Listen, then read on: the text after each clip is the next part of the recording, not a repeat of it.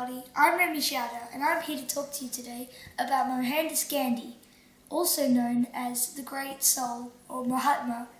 He was regarded as the father of India. India is one of the largest countries in the world, with 1/5 of the world's population. That's over 1 billion people.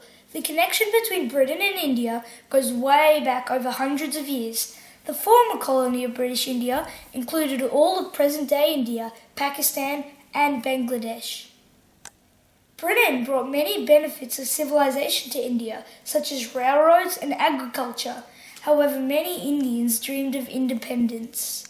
Gandhi was the inspirational figure who, through peaceful protests, united his country and won the struggle for freedom. He paved the way for other amazing leaders like Martin Luther King Jr. and Nelson Mandela. Mahatma Gandhi was born in the coastal district of Porbandar, India in 1869. He came from a well-off family and his father was a leader in the community. Gandhi was a timid boy. He was scared of thieves, ghosts and snakes. At 13, an Indian tradition was that kids should get married, so that's exactly what he had to do. Imagine getting married at 13.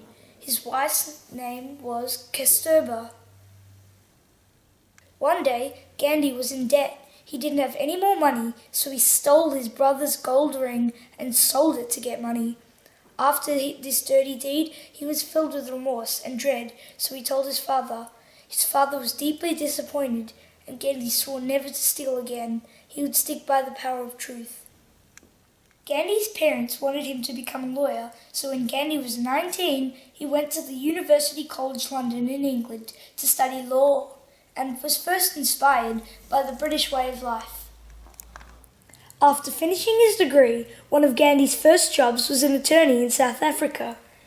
It was in South Africa that Gandhi first became aware of the racism and injustice that would inspire his battle for civil rights. He and other Indians were not treated the same as white people. They weren't allowed to travel first class, they couldn't enter some hotels, and they couldn't even walk down the street with a white person. How ridiculous is that? Gandhi was sitting in the first-class section of a train in South Africa with a valid ticket when a white passenger complained about his presence and the conductor threw him off violently. It was in South Africa that Gandhi first developed a new method of resistance called satyagraha, a non-violent protest against oppression, which included non-cooperation, boycotting and marching in the streets. After more than 7 years of pressure from Gandhi and his supporters, the South African government gave in and revoked racist laws against India. Once back in India, Gandhi travelled around the country and saw the plight of his people. He liked the British, but 100,000 British people controlling over 1 billion Indians was just not right. So Gandhi joined and then led the independence movement using non-violent means. India came to a standstill with massive peaceful protests and boycotts. Another important leader of the time was Nehru, who shared Gandhi's vision. He was a faithful, kind man and did well keeping millions of Indians in check. Gandhi didn't want any violence at all. Nehru would later become the first Prime Minister of India. Gandhi and Nehru were both put in prison many times for their political views and inciting their protests. Despite Gandhi's desire for peaceful protests, there were violence on both sides. The most famous incident was the Jallianwala Massacre in 1919. British General Dyer decided it was time to teach these annoying Indians a memorable lesson. He marched on a peaceful protest of Indians with 90 soldiers and 2 heavily armed tanks. The Indians had gathered in a one-entry area surrounded by high walls. Dyer instructed his men to fire on 25,000 people. He killed 379 people, including women and children. He wounded over 1,000 people and left them to die overnight. It was one of the worst massacres in history. The British introduced a tax on salt of great importance to the Indian people.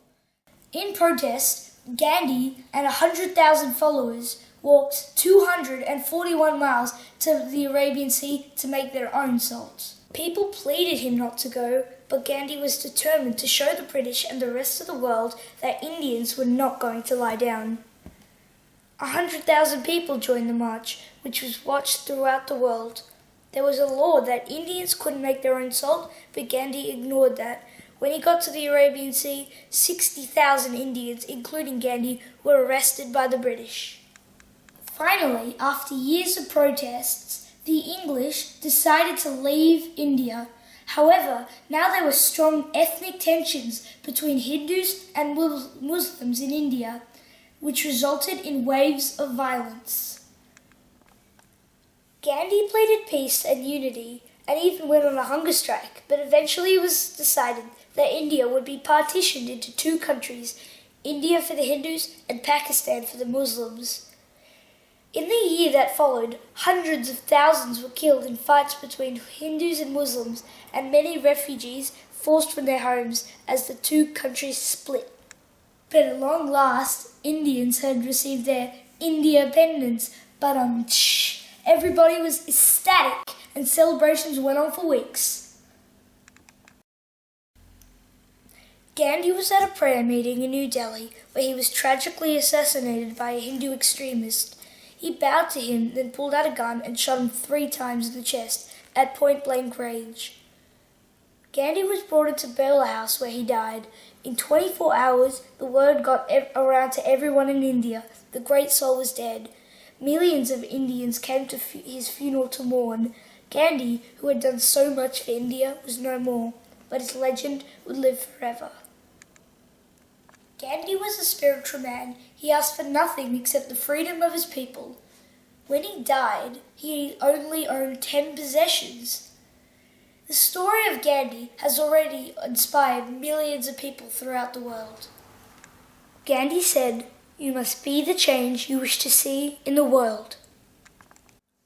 Gandhi's story is a reminder to us all that no matter how weak or oppressed we are, if we all work together, we can make the world a better place. I'm Remi Schauder, signing off.